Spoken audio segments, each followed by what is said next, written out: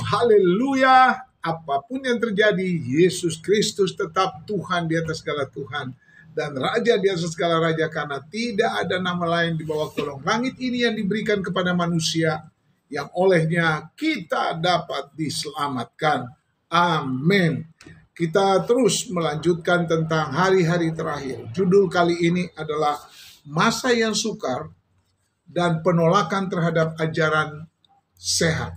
2 Timotius 3 ayat 1 sampai 9, 2 Timotius 4 ayat 3 dan 5. Pesan Rasul Paulus kepada anak didiknya Timotius dan sekaligus kepada semua orang percaya demi pernyataannya Tuhan Yesus Kristus atau pernyataannya Roh Kudus, dan demi kerajaan Allah di dalam Tuhan Yesus, bahwa pada hari-hari terakhir akan datang masa yang sukar. Standar masa yang sukar itu mendorong situasi dunia akan semakin buruk. Penginjilan akan terus berjalan walaupun standar moral manusia semakin merosot ke titik nol. Hamba-hamba Tuhan dan gereja yang mau melayani akan diurapi oleh Roh Kudus secara pelipat gandaan, tidak biasa-biasa, agar kesaksian iman bagi dunia terus menang dan lebih daripada pemenang. Yang pertama, orang tidak mau menerima ajaran sehat. 2 Timotius 3 ayat 1 sampai 5, 2 Timotius 1 ayat 4. Artinya, mereka yang tidak mau mengikuti ajaran sehat adalah mereka yang lebih memilih ajaran setan-setan dan roh-roh penyesat. 1 Timotius 4 ayat 1. Itu yang pertama. Itu yang tidak mau mengikuti ajaran sehat. Yang kedua, mereka akan memalingkan telinganya dari kebenaran. Kebenaran apa? Kebenaran Injil, kebenaran Tuhan Yesus Kristus. 2 Timotius 4 ayat 4. Berarti akan terjadi penyampaian firman Tuhan oleh hamba Allah akan ditolak oleh beberapa orang dalam gereja. Jadi sementara kita berkhotbah sebagai hamba Tuhan, tahu-tahu ada jemaat di bawah yang menolak dalam diri mereka atau secara terang-terangan. Dan mereka yang menolak ini akan setuju pemberitaan firman Tuhan yang tidak sesuai kemurnian Injil itu diberitakan.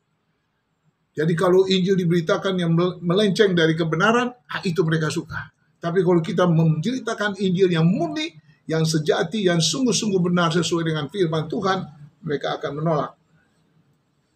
2 Timotius 2 ayat 17 sampai 19. Yang ketiga, mereka akan mengumpulkan guru-guru, tentu yang palsu, untuk memuaskan telinganya. 2 Timotius 4 ayat 3, pemberitaan firman Allah yang sesuai dengan standar Injil keselamatan Kristus akan ditolak tegas. 2 Timotius 1 ayat 13-14, 1 Timotius 3 ayat 1 sampai 10. Tetapi mereka akan mencari orang-orang yang pandai berpidato, fasih lidah, yang akhirnya menyesat ke neraka. Mereka mau tetap jadi orang Kristen, sementara tetap melakukan dosa dan kejahatan.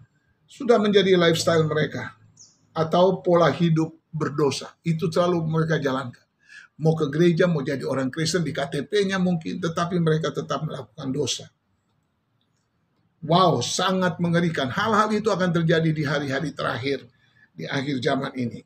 Yang keempat atau yang terakhir, Roh Kudus mengingatkan semua orang yang tetap setia kepada Allah dan tunduk kepada kemurnian firman-Nya atau Injil-Nya akan mengalami penganiayaan dan penderitaan karena kebenaran. Akan terjadi pemisahan oleh Roh Kudus dengan pergaulan orang-orang yang menolak firman kebenaran, dan pembelaan Tuhan pasti terjadi. Berkeinginanlah untuk memisahkan diri dari pergaulan yang jahat. Wahyu 3 ayat 20-21, Kisah Rasul 3 ayat 17-20. Amin. Jadi akan ada di akhir zaman ini, kita harus menentukan pergaulan kita itu dengan siapa.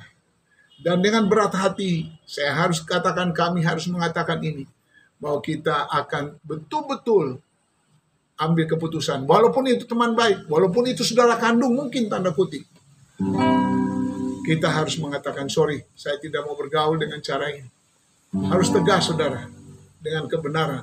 Karena kita tahu apa yang kita pegang itu ya dan amin.